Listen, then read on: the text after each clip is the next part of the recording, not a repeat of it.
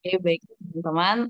Sebelum kita masuk lebih dalam lagi ke persekutuan Bible Study kita hari ini, aku rindu mengajak kita semua untuk kita menyiapkan hati kita, pikiran kita, supaya kedepannya kita bisa lebih sungguh-sungguh lagi untuk mengikuti persekutuan ini. Kita bersatu dulu sejenak.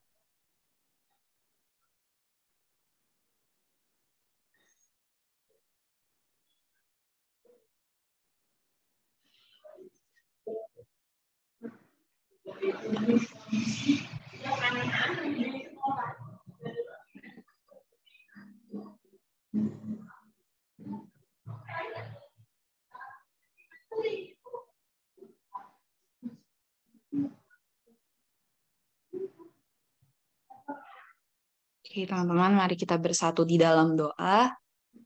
Terima kasih ya Bapak, terima kasih Tuhan Yesus yang baik. Kami bersyukur kepadamu Tuhan, kalau pada saat sore hari ini Tuhan boleh mengumpulkan kami anak-anak-Mu Tuhan, untuk kami datang kepadamu bersekutu di hadirat-Mu ya Tuhan. Dan kami percaya itu bukan karena kekuatan kami Tuhan, tapi itu semua karena kemurahan Tuhan, pemeliharaan Tuhan sepanjang hari berjalan, sehingga kami semua boleh ada sebagaimana kami ada pada saat hari ini. Dan Tuhan, pada saat ini kami akan segera mulaikan PMKJ kami ini ya Tuhan. Kiranya kami mau menyerahkan seluruhnya hanya ke dalam tangan-Mu Tuhan, dari awal hingga akhirnya Tuhan, sehingga kami semua boleh eh, mendapatkan sukacita yang daripada-Mu Tuhan. Engkau berkati setiap kami yang sudah hadir ya Tuhan. Kiranya Tuhan juga yang memberikan kami jaringan yang baik, device yang baik, sehingga kami boleh menikmati persekutuan sore hari ini. Terpujilah namamu Tuhan, kami terus mau berserah penuh hanya ke dalam tanganmu Tuhan, kami berikan kehidupan kami hanya kepadamu, dan kami akan mulaikan PMKJ kami hari ini hanya di dalam nama Tuhan Yesus Kristus. Kami sudah berdoa dan mengucap syukur. Haleluya. Amin. Oke. Sekali lagi shalom teman-teman semuanya. Eh, aku pribadi bersyukur dan senang banget karena hari ini bisa berkumpul di sini bersama teman-teman semuanya. Dan ya, ini bukan karena kuat gagah kita, tapi ini semua karena kasih kemurahannya, sehingga kita boleh dikumpulkan di persekutuan hari ini, walaupun mungkin masih secara online, masih eh, lewat layar laptop atau handphone, tapi aku yakin dan percaya kalau sukacita hadiratnya Tuhan itu akan terus turun di dalam hati kita masing-masing, dimanapun kita berada sekarang. Dan kita sama-sama bersuka cita untuk setiap kasih yang sudah Tuhan curahkan bagi kita, dan juga pemeliharaan Tuhan yang selalu nyata di kehidupan kita hingga saat ini, hingga detik ini juga. Dan karena kasihnya juga lah kita dipersatukan hari ini untuk kita bisa sama-sama memuji Tuhan, sama-sama bernyanyi bagi Tuhan. Oleh karena itu, aku rindu mengajak kita semuanya dengan sungguh-sungguh untuk mengangkat pujian satu di dalam roh.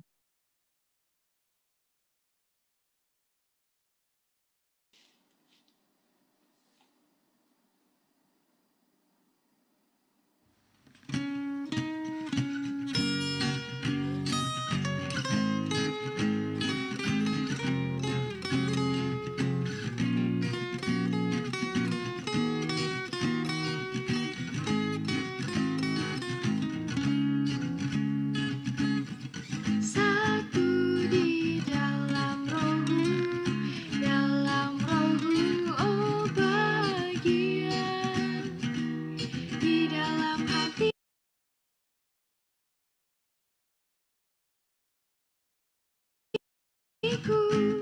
dalam hatimu terpaut jadi satu,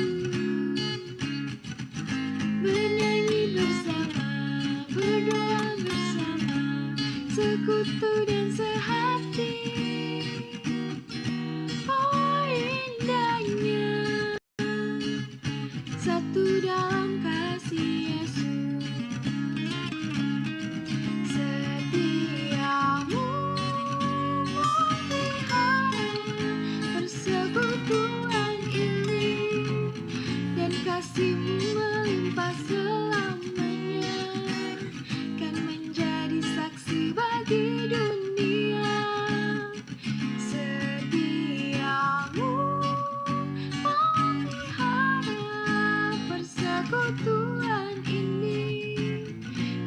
jadikan kami satu, menjadi satu di dalam kasih-Mu. Satu di dalam Roh-Mu, oh bahagia. Di dalam hatiku, dalam hatimu, terpaut jadi satu. Bernyanyi bersama, berdoa bersama, sekutu dan sehati. Oh indahnya, satu dalam kasih Yesus. Setiamu memelihara persekutuan ini, dan kasih-Mu melimpah selamanya, kan menjadi saksi bagi dunia. Setiamu memelihara persekutuan ini, dan jadikan kami satu, menjadi satu di dalam kasih-Mu. Setiamu memelihara persekutuan ini, dan kasih-Mu melimpah selamanya, kan menjadi saksi bagi dunia. Setiamu memelihara persekutuan ini, dan jadikan kami satu, menjadi satu di dalam kasih-Mu.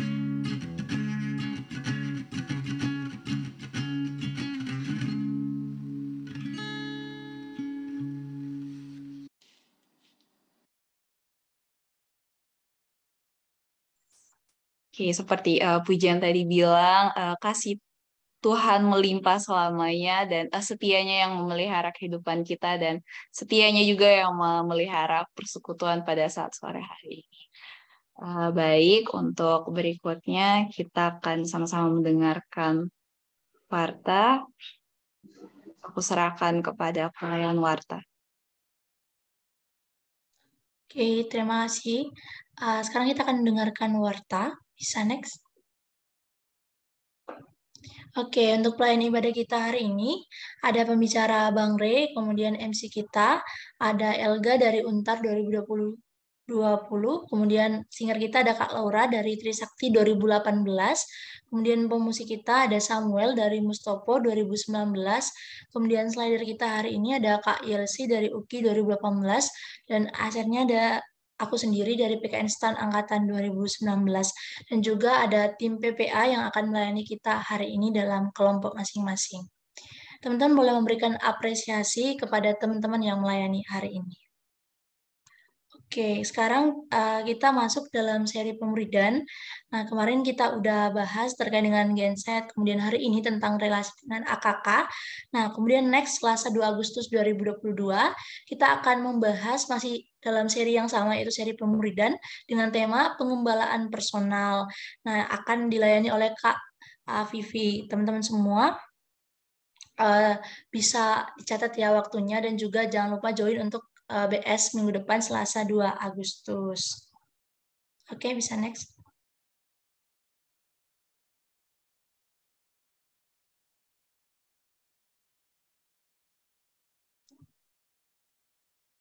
Oke, next, Kak.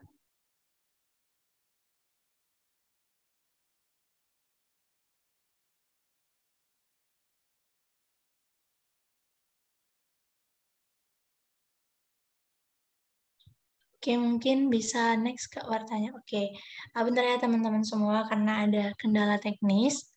Aku akan lanjutkan nanti baca wartanya. Mungkin kita boleh memberikan apresiasi lagi kepada teman-teman pelayan yang telah melayani kita hari ini. Dan juga mengingatkan, jangan langsung leave teman-teman semua, karena habis ini kita akan melanjutkan ibadah kita dan tentunya bakal sharing di kelompok masing-masing.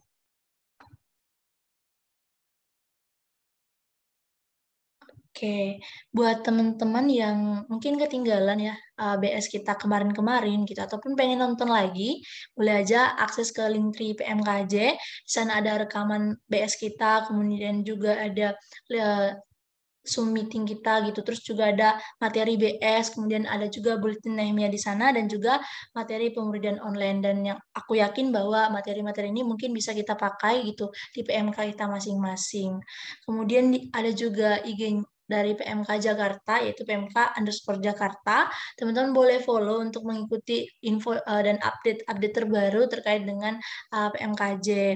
Nah, kemudian ada YouTube Perkantas juga, teman-teman boleh akses ya. Di sana juga ada rekaman BS kita dan juga video-video lainnya yang mungkin bisa menguatkan teman-teman semua. Oke, next Kak. Nah, ini kita bakal ada Hari Doa Puasa Nasional. Nah, ini dengan tema yaitu mengerjakan panggilan membangun bangsa.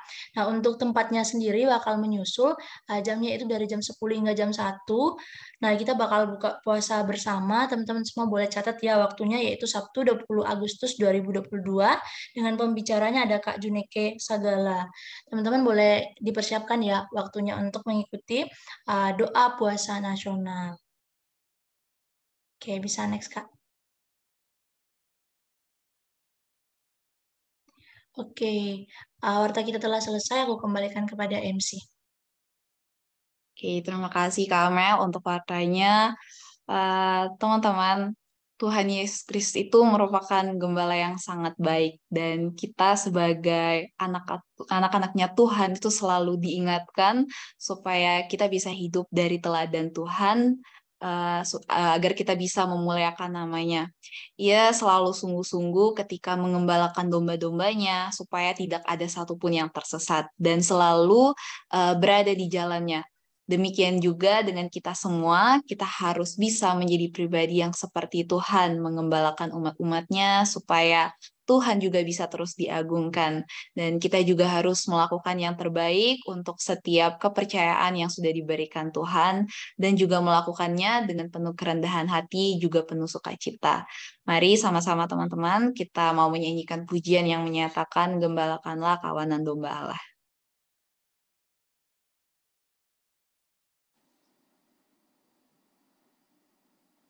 Gembalakanlah kawanan domba Allah.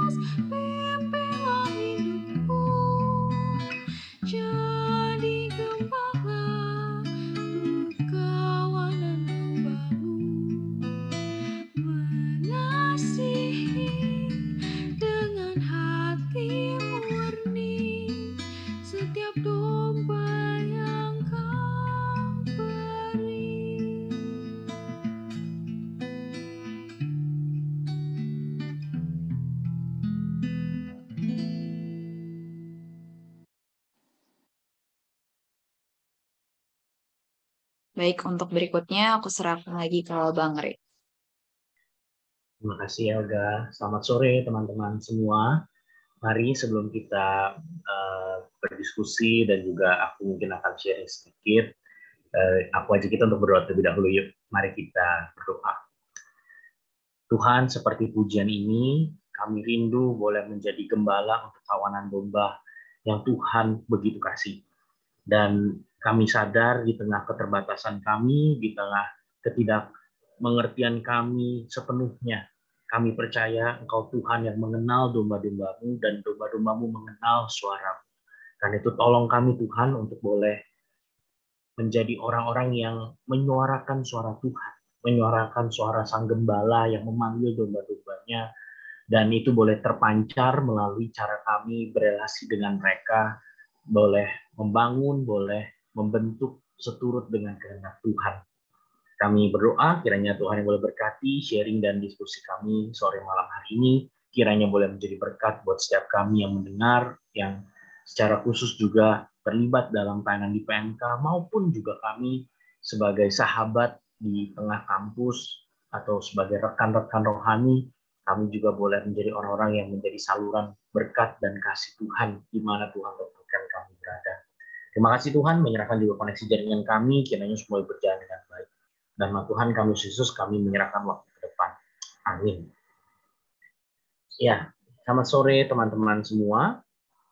Hari ini kita akan sama-sama diskusi. Jadi aku akan memaparkan sedikit dan kemudian kita akan studi kasus bareng kayak gitu ya. Yelsi boleh stop share supaya oke. Terima kasih Yelsi. Ya, berbicara tentang membangun relasi dengan AKK, jujur itu bukan perkara yang mudah gitu ya. Setiap AKK unik dan punya karakteristiknya masing-masing. Tapi ini pengalamanku juga dan saya yakin juga beberapa teman-teman juga mengalami. Tahu sih gitu ya, harus berelasi, harus mendekati, tapi kok kayaknya rumit banget gitu ya. Kok kayaknya ruwet banget, di chat nggak dibales, boro-boro mau nyampein. Kan kata di pembinaan kita udah dapat gitu ya, pentingnya pemuridan, memberitakan Injil, kemudian doktrin keselamatan yang mau kita bagikan melalui penggalian Alkitab dan sebagainya. Tahu panahnya kemana, tapi kok kayaknya nggak mudah gitu ya, nggak malah jadi kayaknya berkelit-kelit dalam hal berelasi dengan AKK. Dan ya saya mau bilang teman-teman, ya terkadang di dalam ketidakmengertian kita ya kita harus berani melangkah gitu ya. Kita nggak bisa jadi PKK atau menjadi pengurus atau menjadi sahabat yang pokoknya aku udah mesti tahu dulu gimana berelasi sama dia yang lengkap A sampai Z, baru saya mau melayani dia atau baru saya mau datang ke dia. Ya namanya relasi, kadang-kadang ada masanya kita nggak bisa tebak ke depannya, tapi dengan kita melangkah, ya kita menjalani, kita masuk ke dalam kerumitan relasi itu, disitulah kita belajar untuk membangun relasi yang lebih baik. Nah, tapi ya saya sadar ya, teman-teman, ini beberapa tantangan yang mungkin sadar tidak sadar kita alami bersama. Nicholas Carr dalam bukunya The Shallows menuliskan kalimat ini ya, "The internet has changed the way we think." Internet itu mengubah cara kita berpikir. Saya kasih contoh ya, kalau kita sekarang mau cari tempat makan yang kita demen gitu ya, kita dari Jakarta Utara mau ke selatan, tapi baru pertama kali dan pengen tahu, maka kita punya kemudahan cari Google Maps gitu ya, ketik di Maps, cari dapat rutenya. Nah, tapi teman-teman, kita nggak bisa melakukan hal itu dalam relasi gitu ya. Kalau mungkin apa, teman-teman mau cari waktu mahasiswa baru, cari gitu ya, seperti apa sih kuliah di kampus ini atau di jurusan ini, teman-teman bisa googling. Tapi masalahnya untuk mengenal AKK, itu nggak bisa seperti itu. Maka pasti ada perbedaan dari cara kita terbiasa cepat mendapat jawaban dengan membangun relasi kepada orang-orang yang kita dampingi.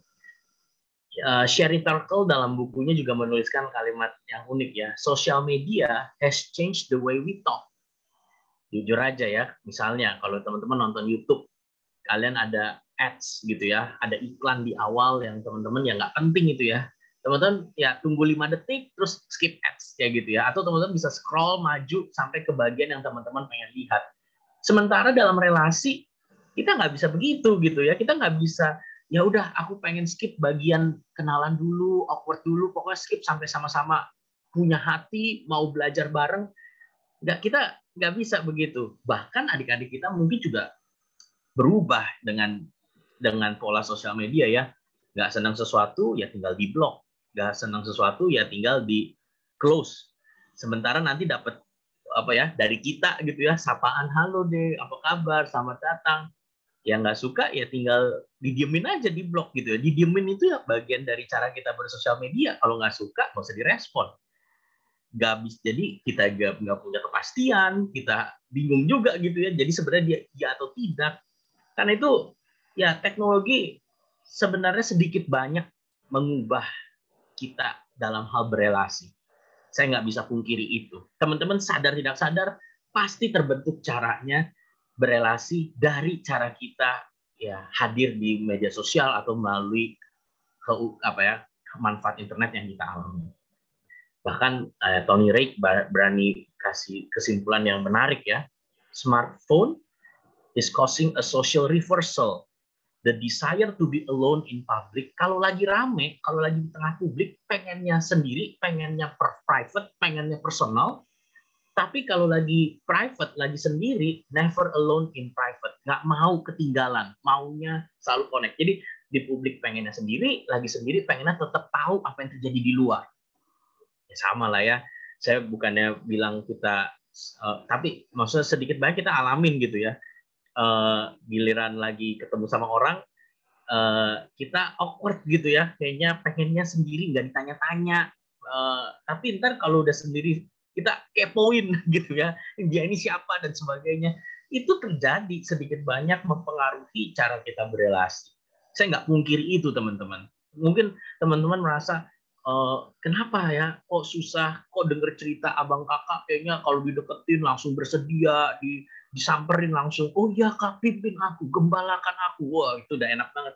Tapi nyatanya saya juga ngalamin gitu ya, adik-adik yang ketika ditanya mau sharing gak ada yang jawab, tapi giliran kalau disuruh ditanya pribadi komplain, kerasa kayaknya aku kurang memperhatikan atau aku nggak sesuai sama ekspektasi mereka. Jadi ada reversal yang kembalikan yang begitu ya jujur aja nggak mudah.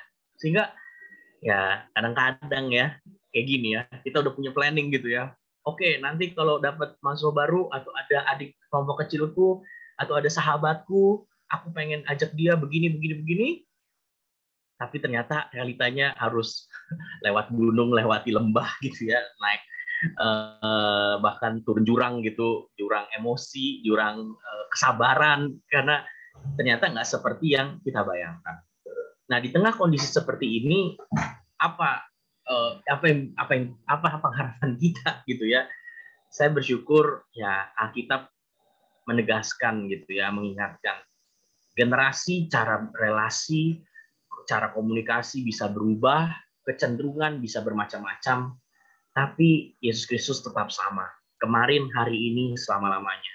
Yesus yang memanggil mahasiswa-mahasiswa dari angkatan abang kakak kita, angkatan senior, sampai angkatan kita, meskipun kalau kemarin kalian ikut PMKJ minggu lalu ya, Kak Astri menjelaskan karakteristik generasi Z dengan segala keunikannya, bisa berbeda-beda, tetapi Tuhannya tetap sama.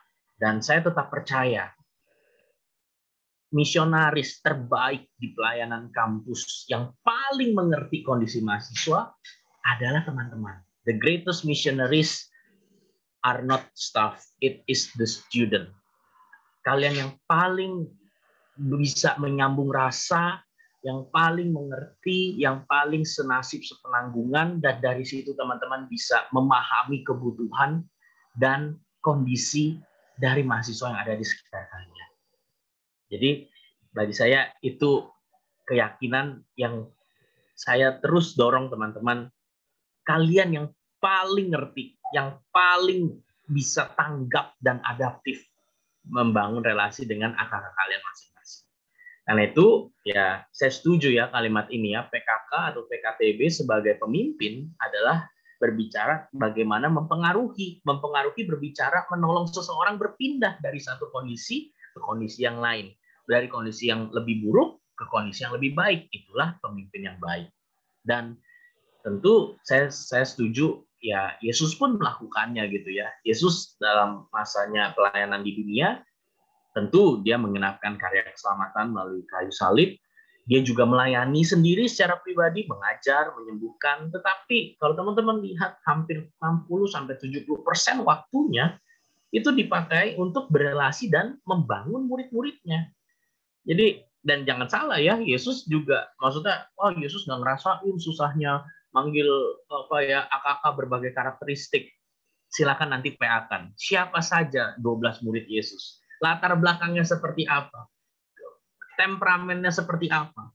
Dan dalam kemanusiaan Yesus dan relasinya dengan murid-murid, ya pasti ada waktu gitu ya, ada effort, ada usaha, ada tenaga untuk mengajak bersama, untuk melatih, dan bahkan pada akhirnya bisa melayani bersama. Jadi yang kita mau pikirkan gitu ya, membangun relasi dengan AKK, itu bukan sekedar pesanan dari saya atau pesanan dari kakak-kakak tingkat, ayo dampingin mahasiswa baru.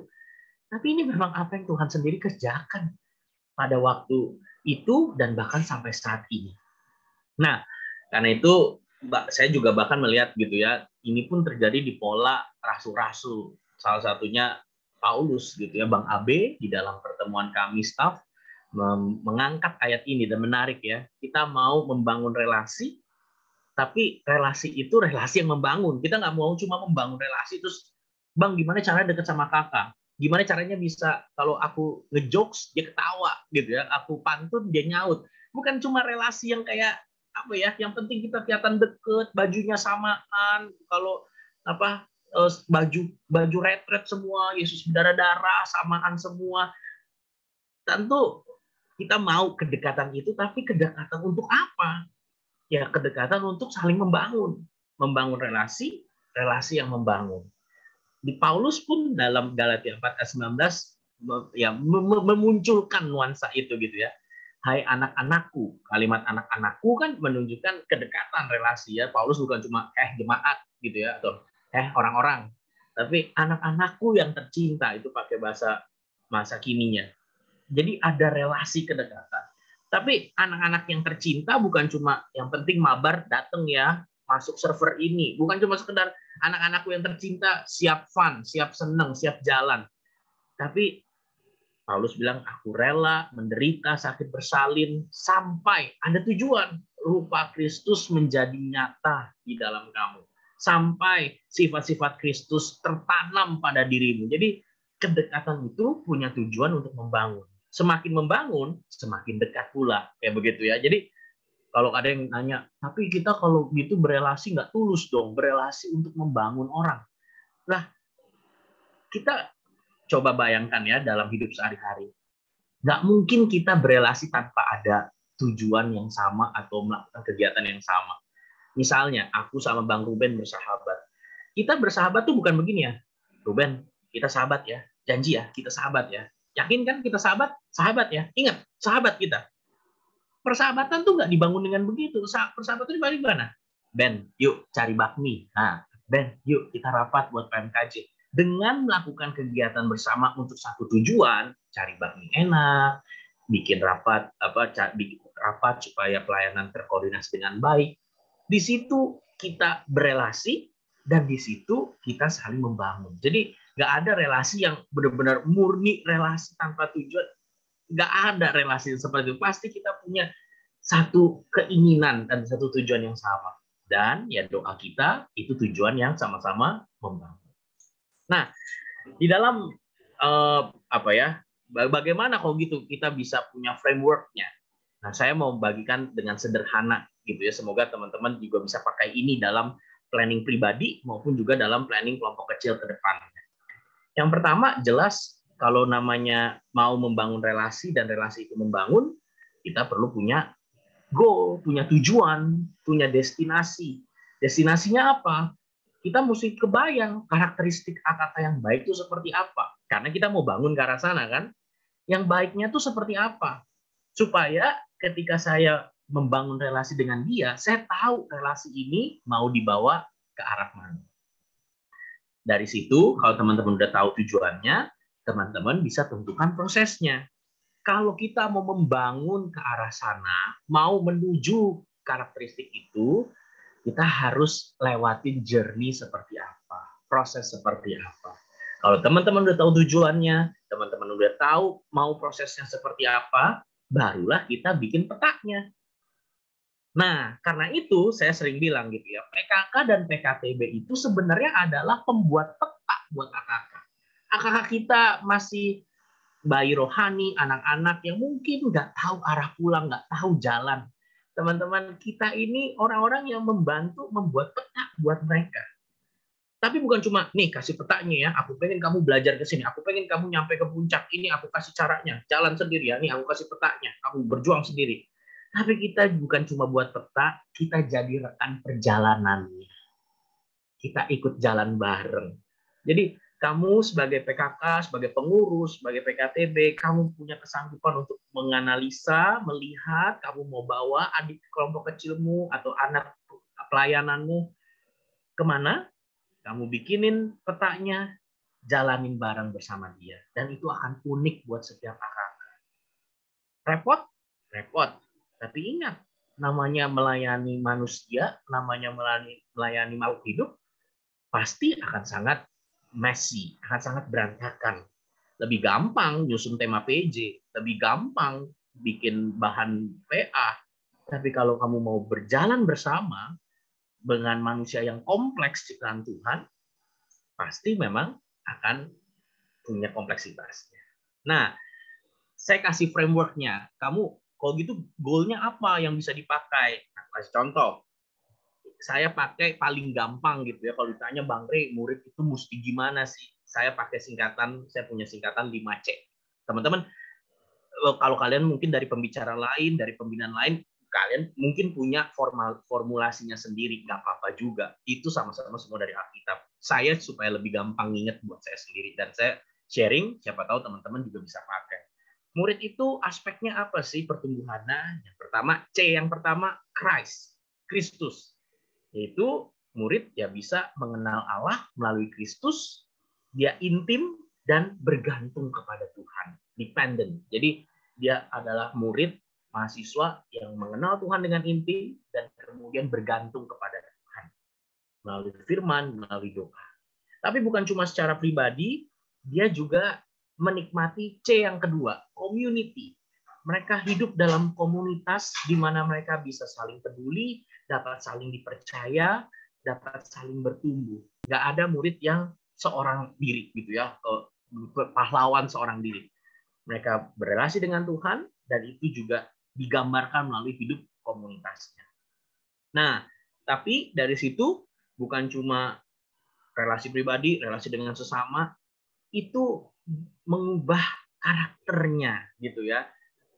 Jangan sampai murid yang saya bina ya ditanya saat teduh, berdoa, hadir di PEJ, hadir di PMK, hadir, tapi karakternya ketahuan, tukang nyontek, nggak setia, nggak mau berkorban.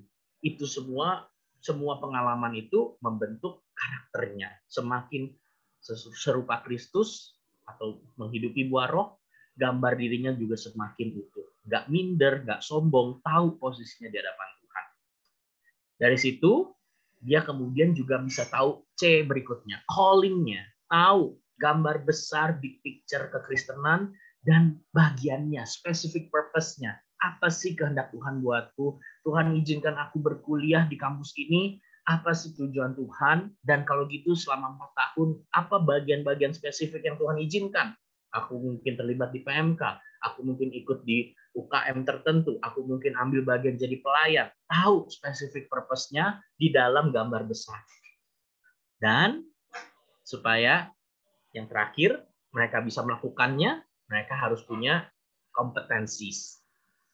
Punya pengetahuan, wawasan, keterampilan pelayanan yang baik. Nah, ini 5C yang aku biasa pakai untuk menjadi target atau minimal aku melihat gitu ya profil AKK-ku. Teman-teman bisa pakai ini, bisa pakai pembagian yang lain. Ini hanya mempermudah. Semuanya ini landasannya Alkitab, tapi ini hanya menolong supaya kita bisa mengevaluasi bagian mana yang kita ingin dari seorang AKK kita perhatikan lebih lanjut. Nah, untuk membangunnya ke sana bagaimana?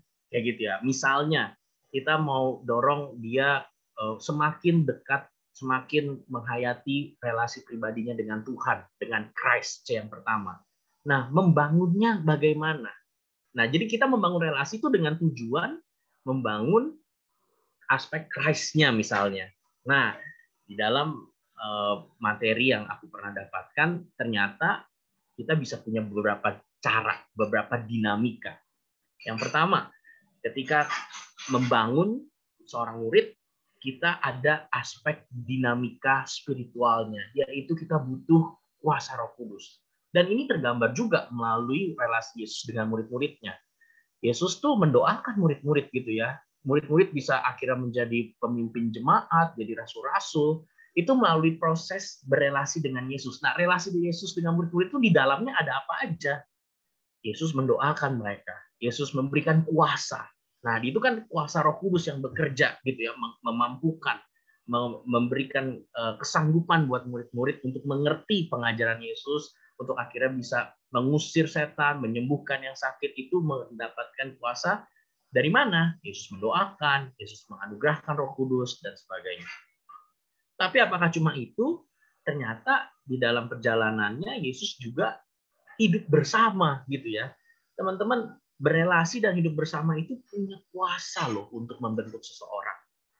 Ya, teman-teman, saya pikir Yesus dan murid-muridnya menunjukkan hal ini gitu ya. Petrus belajar berkorban, ya melihat Yesus gitu ya, yang melayani orang banyak, yang tetap tahu panggilannya, pasti itu membentuk dia.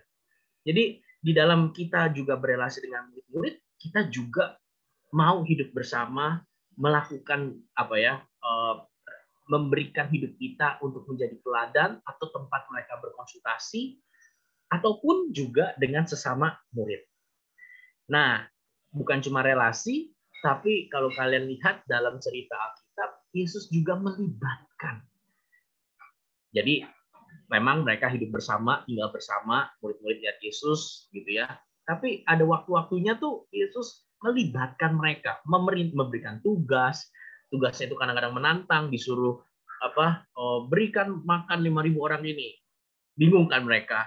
Tapi kan dari situ pengalaman mereka bingung, pengalaman mereka, aduh jadi mesti gimana, dan akhirnya mereka bertanya ke Yesus dan sebagainya.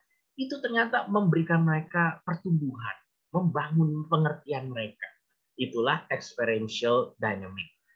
Teman-teman, bagi saya ketika kita membangun AKK, berelasi dengan AKK, kita juga perlu gitu ya melibatkan mereka, mempercayakan mereka, memberikan mereka kesempatan untuk bertanggung jawab. Tapi dari situlah mereka bisa melihat, kakak ini percaya sama aku. Berarti aku juga bisa belajar percaya sama kakakku. Teman-teman, saya banyak cerita ya, waktu itu kakak saya tuh bahkan minta tolong ke saya printin lembaran skripsinya bab 3. Kalian percaya nggak kalau kalian skripsian bab 3-nya diprintin sama kakak? Kalau saya sih belum tentu percaya. Ntar kalau salah print gimana? Kalau kelewatan gimana? Kalau ada yang skip gimana? Tapi ketika PKK saya melibatkan seperti itu, ya saya sadar gitu. Saya nih bagian yang penting dalam hidup. Saya bukan cuma target kejar setoran, kasarnya kayak begitu. Dan yang terakhir, dan ini yang mungkin lebih sering ya, memberikan instruksi. Jadi teman-teman, Yesus pun juga mengajar gitu ya, dari firman Allah. Yesus memberikan penjelasan, Yesus menyampaikan perumpamaan, Yesus berikan artinya kayak gitu. Apa bedanya Bang spiritual sama instruction? Sama-sama dari Allah juga atau sama-sama dari Tuhan juga? Kalau yang spiritual itu lebih ke arah bagaimana Tuhan memberikan kuasa, mengubah hati, mengubah kedalaman. Tapi kalau instruksi itu lebih ke arah bagaimana Yesus juga mengajar, menjelaskan, memberikan arahan, memberikan teguran, dan sebagainya. Sebenarnya 4 ini nggak terpisah satu-satu gitu ya. Yang mana yang relasional, yang mana tindakan yang eksperiensial, nggak begitu juga melihatnya. Dalam tindakan sehari-hari mungkin ada overlap-nya. Tapi dengan aku coba sebutkan seperti ini, teman-teman kita bisa planningkan lebih detail supaya kita bisa lebih buat dinamika ini. Kalau mungkin selama ini kita hanya ngechat doang gitu ya, hanya coba kontak dia doang. Tapi jawabannya minimal gitu ya. Jawabannya ya apa ada-adanya aja gitu. Iya Kak, oke Kak. Nah, kalau gitu gimana kita membangun relasi? Mungkin ya yang paling gampang mungkin kita mendoakan gitu ya. Tuhan tolong gerakkan dia. Itu kan spiritual dynamic gitu ya. Roh Kudus yang memberikan dia kerinduan buat datang. Nah, tapi mungkin kita bisa lakukan hal yang lain gitu dalam membangun relasi. Mungkin kita bisa libatkan dia, Dek, boleh nggak bantuin kakak yuk PJ besok? Nah, misalnya gitu ya. Bantuin kakak ambil ini bareng-bareng lagi kosong nggak? Jadi daripada kasih jarkom PJ doang, teman-teman bisa mulai libatkan, minta tolong, dan dari situ mereka datang PJ, relasi terbangun, tapi dia juga terbangun semakin kenal komunitas misalnya. Jadi bagi saya ini menolong kita memperluas koridor tindakan gitu ya. Kadang-kadang kita cuma stuck ya, taunya cuma ngajak PJ ya, cuma pakai jarkom doang. Tapi bisakah kita mungkin membangun relasi yang lebih dalam dengan dinamika-dinamika yang lain? Nah, saya kasih contoh gitu ya. Ini kan kasus banyak AKK gitu ya. Nah, daripada kita abstrak, aku makanya pengen ngajak teman-teman nanti juga studi kasus. Nah, aku kasih contoh. Seorang mahasiswa namanya Amelio, bukan Amelia, bukan dari STAN ya. Amelio merupakan salah satu AKK yang lebih pemalu dibanding teman sekelompok. Dia cenderung lebih banyak diam dan cenderung nggak beropini. Tapi dia tetap mengikuti bahasan kakaknya. Nah, saat ini kakak Amelio udah masuk bab 6 di buku MHB dan itu tentang bersaksi sebagai gaya hidup seorang murid. Nah, sebagai PKK, gimana saya bisa bangun relasi lebih dalam dan bukan cuma relasi lebih dalam, untuk apa? Dalam masa-masa saya ngajarin dia melakukan PI pribadi atau bersaksi secara pribadi. Jadi kita nggak pertanyaannya cuma, ya gimana saya lebih dekat sama Emilio, yang dia pemalu, saya suka ngomong, gimana lebih dekat? Ya kalau bertanya kayak begitu kan bingung juga gitu ya. Ya caranya adalah kamu harus lakukan sesuatu. Dari pengalaman lakukan sesuatu, membangun dia dalam aspek tertentu, kamu bisa membantu dia bertumbuh dan disitulah kedekatan terjadi. Nah, saya kasih contoh ya. Kalau saya waktu itu bagaimana? Nah, pertama saya mungkin kalau mau ngajarin PI pribadi, saya mungkin mulai dari ajak dia, coba tanya orang tuamu yang mungkin Kristen atau saudara yang Kristen, pendapat dia tentang kekristenan itu seperti apa sih. Jadi mulai dari yang Kristen dulu. Tapi kemudian juga saya minta Amelio, coba tanya teman-teman kamu yang non-Kristen, apa sih pemahaman dia tentang Kristen gitu ya. Dan orang luar tuh melihat kekristenan tuh kayak apa sih kayak gitu. Nah, dengan pengalaman nanya gitu ya, belum langsung PI, di situ kan dia bisa belajar gitu ya.